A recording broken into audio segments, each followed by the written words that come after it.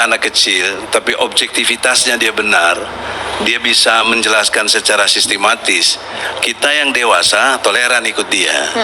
Nah, begitu dalam konteks perdebatan kita ini, sepanjang siapapun Monik, kalau dia benar kita toleran, tapi sayangnya tidak benar gitu loh. Maka toleransinya tidak diberikan. Itu pengertian harus mengacu kepada objektivitas. Nah, sekarang objektivitas kita bahas kesaktian Al-Zaitun, ya. Nah, kita melihat di dalam konteks ajaran Islam, sumber nilai Islam itu Al-Quran, ya, kemudian Sunnah Nabi. Yang paling utama itu dua hal yang Rasulullah Sallallahu Alaihi Wasallam tinggalkan itu Muhammad. Nah, sekarang kita lihat apa yang disebutkan oleh Al-Quran. Ya, saya tidak bermaksud mau mendakwahkan, tetapi ini fakta hukum dan objektivitasnya di situ. Surat Al-Baqarah ayat 23, dan jika kamu meragukan Al-Quran yang kami turunkan kepada hamba kami Muhammad, maka buatlah satu surah saja. Adalah pondok pesantren yang mengajarkan ajaran-ajaran sesat. Kemudian berkembang lagi bahwa Al-Zaitun juga terafiliasi dengan Negara Islam Indonesia atau NII yang sudah dilarang oleh pemerintah Republik Indonesia. Hari ini saya berada di Pondok Pesantren Al-Zaitun untuk mengklarifikasi tudingan-tudingan miring yang beredar di masyarakat yang berkaitan dengan nama Panji Gumilang. Terima kasih Pak Panji. Terima kasih sudah hadir di acara Kick and Double Check.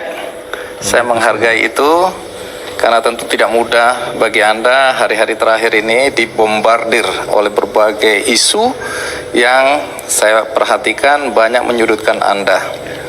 Jadi hari ini saya ingin mengklarifikasi semua tuduhan-tuduhan itu, bahwa nanti penonton kita percaya atau tidak saya serahkan kepada penonton.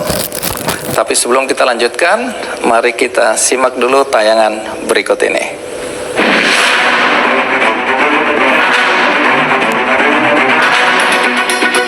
Assalamualaikum saja sambil kita bernyanyi. Menunjukkan kandus itu kita gimana ya kali supaya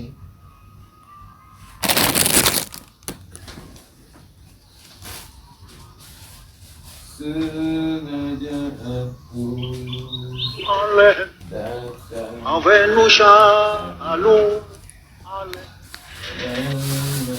Pak Panji, ya. Tentu Anda tahu dan Anda merasakan belakangan ini kembali lagi, karena ini bukan sekali ini aja, tapi kembali lagi Al-Zaitun menjadi pembicaraan.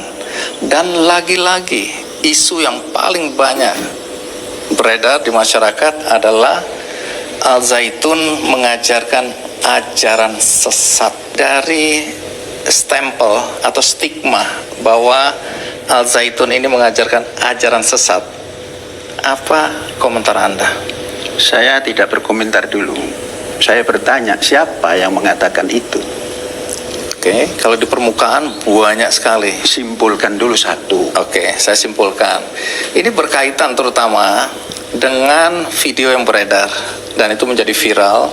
Dan itu komentarnya jadi bermacam-macam dari berbagai perspektif. Salah satu yang dilihat adalah adanya seorang perempuan di antara para pria dalam sholat Id atau sholat Idul Fitri baru-baru ini. Langsung orang menyimpulkan ada yang gak beres ini. Berarti ada yang salah dalam ajaran di pondok pesantren Al-Zaitun. Itu aja dulu. Yang menuduh sesat bukan mereka. Kalau mereka, orang yang lain-lain tidak akan terpengaruh. Yang memberikan tuduhan itu unsur yang menganggap dirinya punya wewenang. Oke. Apa perlu saya sampaikan? Kalau di luar sana, Majelis Ulama Indonesia menyatakan bahwa ini memang ajarannya sesat kalau kelembagaan. Sudah, oke. Itu yang saya ingin mendengar dari sampean. Kalau kita fikir ajaran di Az-Zaitun, ada kurikulum. Dari kapan? Kurikulum jelas. Kalau mau udah nggak mau ambilin sampah nggak? Kurikulum Departemen Agama, Iya. kurikulum Diknas, kita combine, dan itu mendapatkan akreditasi. Nggak tahu apa ini A. udah nggak kirim ke sono Apa itu? apa gimana sih? A unggul. Tingkat dasar, tingkat menengah, tingkat atas, akreditasinya A unggul. Kalau itu sebuah ajaran sesat, dari dulu sudah out. Kemudian, kalau hal-hal yang berkenaan dengan pelaksanaan sholat, kemudian ada wanita, saya mengedepankan fikih sosial, mengangkat harkat martabat wanita yang selama ini terpinggirkan. Baru dimulai dalam politik, itu pun hanya 30%. Sedangkan pemahaman yang saya punya berdasarkan Al-Quran sama. Innal muslimin wal muslimat wal mu'minin wal mu'minat wal qanitin wal qanitat tidak pernah dikesampingkan, sejajar. Nah, kalau soal itu saja lantas sesat menyesatkan, bagaimana dunia? Itu hak asasi manusia untuk menjalankan ibadat menurut keyakinannya. Dasar kami Al-Quran. Tapi tafsirnya berbeda dengan yang ditafsir oleh. Jangan cari persamaan. Kalau persamaan semua, selesai dunia ini. Dunia berpikir itu terus berkembang. Berkembang. Begitu juga kita memahami Al-Quran, bukan menafsir, memahami. Pemahaman yang kemudian dianggap menyimpang. Itu anggapan yang tidak sama dengan anggapan kita. Oke saja, saya juga tidak menyalahkan orang itu. Inilah kebebasan beragama. Siapapun tidak boleh memberikan stigma. Sampai negara saja tidak mau menstigma. Karena apa? Undang-undang dasarnya seperti itu. Apakah saya harus taat kepada orang yang tidak berdasar Undang-Undang Dasar 45? Di mana? Kita harus taat kepada undang-undang. Walaupun apa yang sudah berjalan selama ini yang dikenal oleh orang-orang itu adalah kelaziman. Kelaziman memang lazim, tapi berikan hak kepada kita yang memahami agama ini dari Al-Quran tadi. Dan ini bukan dibawa ke masyarakat, ditanamkan kepada generasi yang kita bawa untuk mencintai negaranya ini, supaya bisa memahami ajarannya dengan baik. Kalau kurikulum berjalan, tapi kita memberikan semangat kepada pelajar dengan pembinaan agar rohnya ini punya kemerdekaan, agar fikirnya punya kemerdekaan, agar ilmunya punya kemerdekaan, sehingga apa yang dikhayalkan untuk mencapai dunia baru bahagia akan ketemu. Jadi tidak boleh siapapun, agama itu pribadi, tidak boleh dicampuri dengan yang lain-lain. Dan saya tidak pernah menistakan orang yang punya kelaziman itu. Soal jarak dalam saf ini, karena jaraknya terlalu renggang. Ini ajaran yang tidak benar. Silahkan mengatakan itu. Apa penjelasan Anda? Ini peristiwanya terjadi tatkala COVID-19. Semua masjid ditutup. Kami tetap berjalan karena kami punya tempat yang lebar. Maka ada personal distancing. Dan itu diajarkan oleh Al-Quran. Jadi ini video lama ketika pandemi, bukan video baru sesudah. Yang diambil itu tatkala Idul Adha kemarin atau Idul Fitri kemarin. Sudah lama ini perjalanan begini, sudah lama. Dan jarak-jarak itu pun sudah lama, dari mulai diumumkan yang namanya COVID, kami sudah ambil jarak. Semua lockdown. Dan di sini sholat berjarak. Dan terus, walaupun ada anjuran tidak ke masjid, saya jalankan.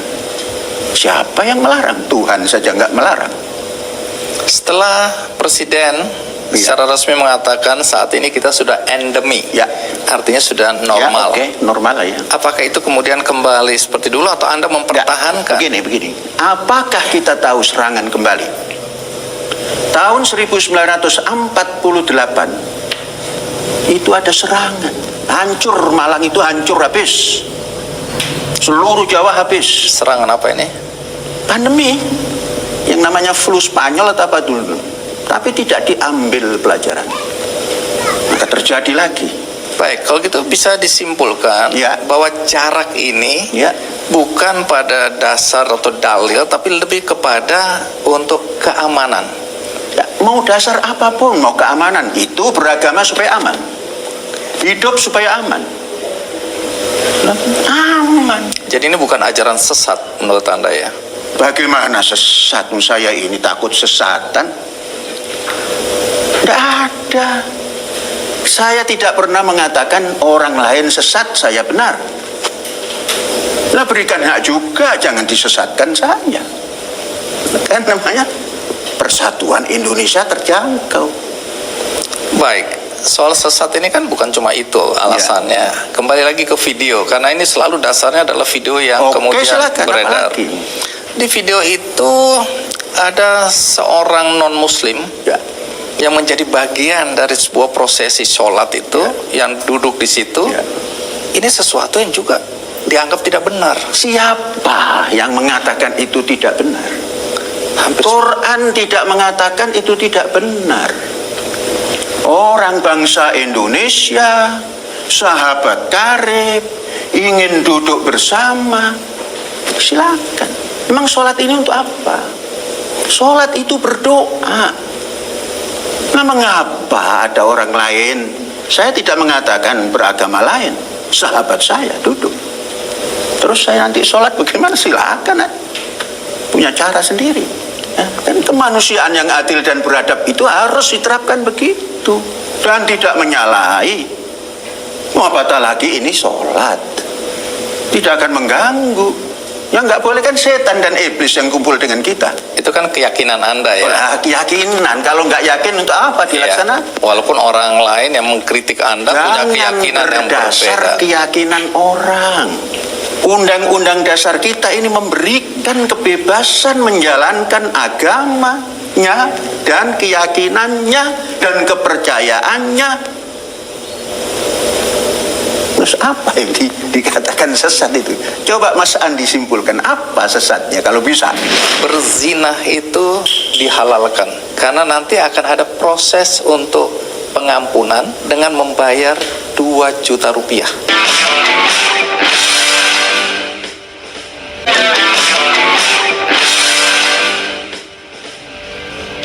Pernyataan Anda yang juga dinilai kontroversial Ya. adalah bagaimana kalau sholat itu dipimpin oleh seorang wanita sebagai khotib, sebagai imam sholat. Ya, saya yakin bisa. Tapi ini juga menurut yang mengkritisi Anda, ini pemikiran yang salah, yang tidak lazim, yang sesat dan seterusnya dan seterusnya. Pemikiran itu boleh. Mereka mengatakan pemikiran kita salah. Silakan. Tapi ini yang kita katakan, ini manusia yang punya hak untuk hidup dan beragama dan menjadi, katakan khotib. Apa salahnya? Saya baru bercita-cita itu, saya umumkan, siap-siap wahai anak-anakku, engkau akan jadi khotib. Baik yang perempuan, baru akan. Gagasan ini belum Anda laksanakan.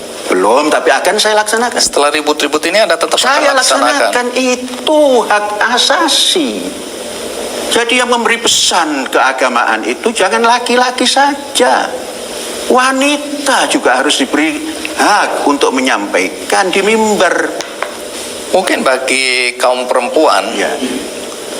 pandangan Anda seperti ini memberikan kebanggaan bagi mereka. Ya. Tapi kan kita sedang berbicara mengenai kritik dalam koridor beragama. Ini beragama. Dalam, Koridor yang saya jalankan ini koridor agama. tapi lebih cenderung orang bisa menilai bahwa ini adalah pembelaan kepada kaum perempuan. Itu pun boleh. Kenapa kalau saya membela kaum perempuan? Memberikan haknya. Tapi yang juga jadi pertanyaan, siapa perempuan yang Anda berikan tempat terhormat di depan, sementara banyak laki-laki di belakang? Itu istri saya. Mengawani daripada kawan yang senior itu. Karena saya tidak bisa, saya jadi pada imam. Yang selalu muncul menjadi alasan kenapa Anda disebut sesat juga adalah keyakinan Anda, dan pernyataan ini secara terbuka Anda sampaikan bahwa tanah suci itu adanya di Indonesia. Orang nggak usah naik haji atau beribadah haji sampai ke tanah suci di Mekah atau Medina. Saya Cukup jawab. di sini. Saya jawab. Iya. Jadi bukan begitu, narasinya bukan begitu. Yang benar bagaimana? Saya menyampaikan pada anak didik ini, pahamilah negaramu adalah tanah suci.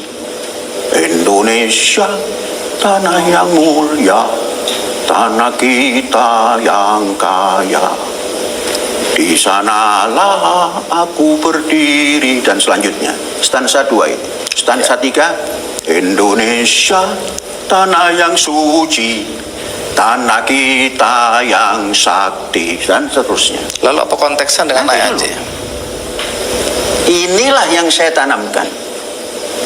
Kemudian anak-anakku di Indonesia ini, banyak orang yang pergi haji ingin mati di tanah suci. Karena apa? Karena mereka tidak paham entem negaranya. Sedangkan itu sudah dicetuskan 1928 oleh bangsanya sendiri, yang mengambil kumpulan dari tanah suci yang ada di Timur Tengah. Baitul Maqdis tanah suci, Makkah Al-Mukarramah tanah yang mulia, Madinah Al-Munawwarah tanah yang bersih. Buat seller super sibuk yang butuh pengiriman cepat, aman dan hemat, bestnya Gosen aja. Sinar. Itu semua ada. Tanah yang mulia, tanah kita yang kaya. Indonesia tanah berseri. Ini namanya tanah suci. Tapi konteksnya berbeda dengan ketika kita bicara orang beribadah naik haji sebagai rukun Islam, ya. Kenapa Anda, tanda kutip ya, Ya. saya tidak tahu pernyataan Anda yang benar, Ya. karena di luar sana udah terlalu banyak tanggapan Ya, dan saya teruskan. iya, silakan. Ini supaya tertanam bahwa kita ini mempunyai negara yang dikatakan tanah suci, tanah sakti, tanah berseri. Nah, mengapa kita punya iman pergi haji ke tanah Makkah, Madinah, yang kita namakan seluruh 3 tanah itu suci, kemudian ingin mati di tanah suci, tapi tidak mengerti Indonesia ini tanah suci. Saya mau memberi pengertian seperti itu, bukan melarang naik haji. Saya ini mempunyai perusahaan yang ngantar pulang haji umroh itu, punya.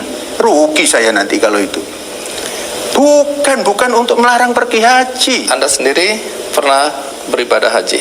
Saya itu karena petugas dari Arab Saudi dulu yang namanya Rabithah Alam Islami, saya 1 tahun itu mendapat 1 tiket sekeluarga, ya selalu, bukan lagi ke Tanah Suci, Makkah, Madinah, kemana-mana, berkali-kali, gak usah dihitung. Baik, menarik, karena di luar sana, ini kembali lagi saya mau Ya. rumors yang beredar ya. Bagus. Di luar sana kemudian orang, dan ada pengakuan dari pengikut Anda Ya. yang sudah berhenti, mereka meyakinkan orang-orang bahwa Anda menganjurkan Ya. orang-orang tidak usah naik haji ya ke tanah suci Makkah Ya. dan Madinah, tapi cukup dengan mengitari Itulah, Al-Zaitun naik Ya. mobil, dan itu sudah dianggap naik haji. itulah dalam rangka menyudutkan orang. Lah kalau itu dipercayai, kacau dunia. Jadi tidak benar ini. Ya sangat tidak benar.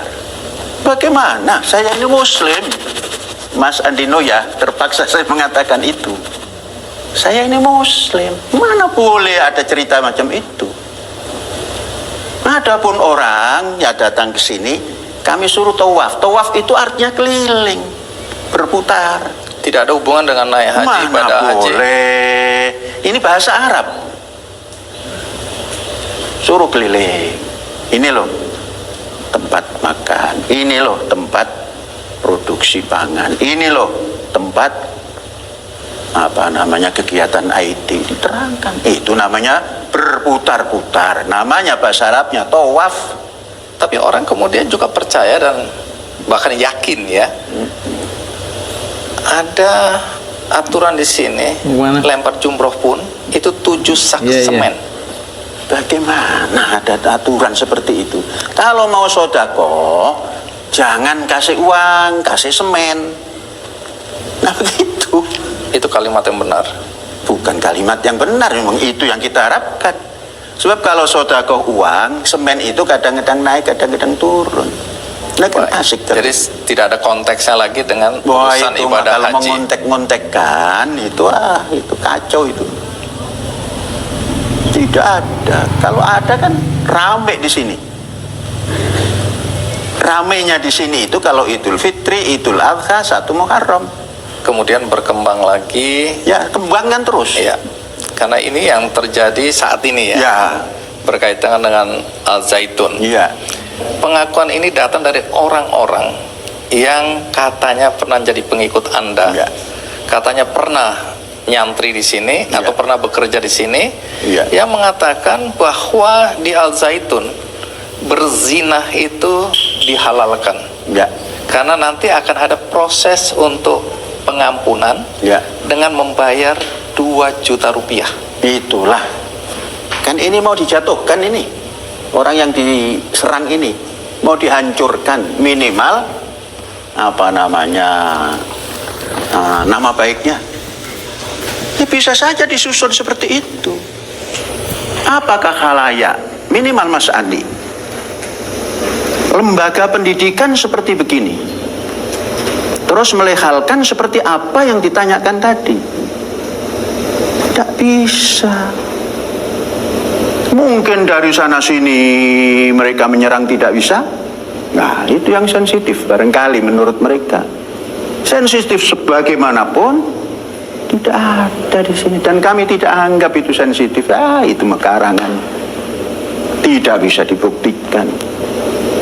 Kalau mengaku pernah di sini itu ada nomor stambuk. Yang bekerja pun ada nomor stambuk. Silakan sebut nama, klik akan keluar. Mengapa? Karena belum berdiri pun kami sudah persiapkan IT. Siap IT. Mengapa? Karena akan mengurus orang banyak. Jangan sampai nanti tulisan kena air rusak, masukkan ke IT. Jadi nggak bisa. Saya tahu orang yang mengatakan ini klik nggak ada. Dan di sini ada buku izin tinggal. Jadi semua keluar dicop, masuk dicop, walaupun tinggal di sini. Itu artinya apa buat Anda? Artinya yang duduk di sini itu resmi.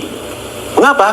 Karena di sini pusat pendidikan, kader bangsa harus dijaga. Ayam saja, peternakan ayam. Kalau kita masuk disuruh pakai jaket, disuruh cuci kaki, disuruh membersihkan tangan baru boleh masuk. Jadi di sini diatur. Semua yang kerja di sini punya buku izin tinggal. Jadi kalau ada orang ngaku-ngaku, coba tanya nomor ini, klek kosong. MUI itu lembaga yang dihormati. Anda tampaknya tidak percaya pada lembaga ini. Dihormati kalau benar. Menurut Anda tidak benar.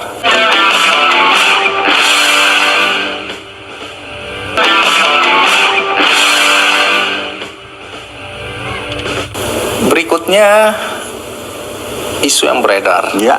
Atau pernyataan-pernyataan yang beredar. Saya nggak bisa bilang isu karena orangnya jelas di televisi, di media massa dan seterusnya.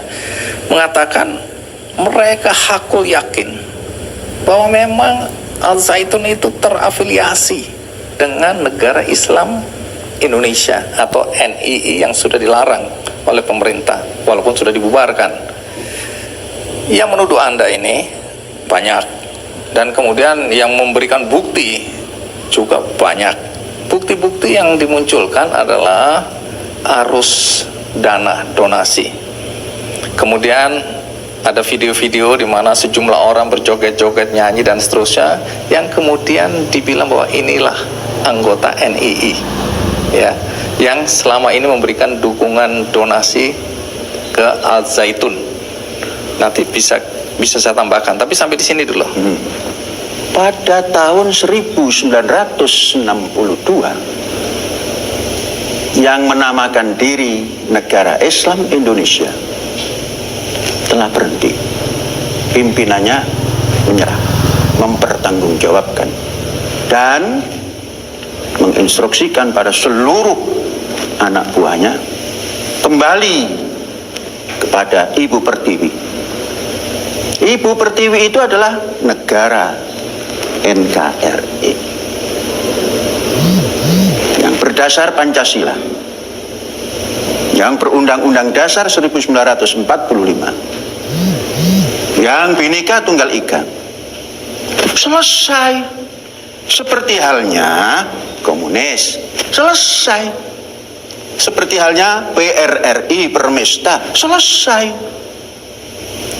Maka anak PRRI pun boleh tampil, anak Permesta pun boleh tampil, anak komunis pun boleh tampil dalam kondisi negara kesatuan Republik Indonesia yang berdasar Pancasila, berundang-undang dasar 45 dan Bhinneka Tunggal Ika.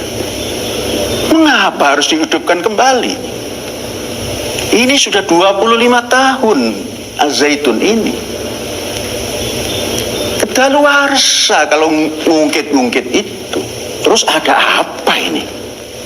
Saya mewakili lagi orang-orang yang mengkritisi Anda atau yang menuding Anda. Ya. Apapun itu mau Ya. Anda anggap sebagai fitnah, tapi saya akan sampaikan terus. Iya, saya tidak pernah mengatakan itu fitnah, itu sesatnya. Saya tanggapi saja.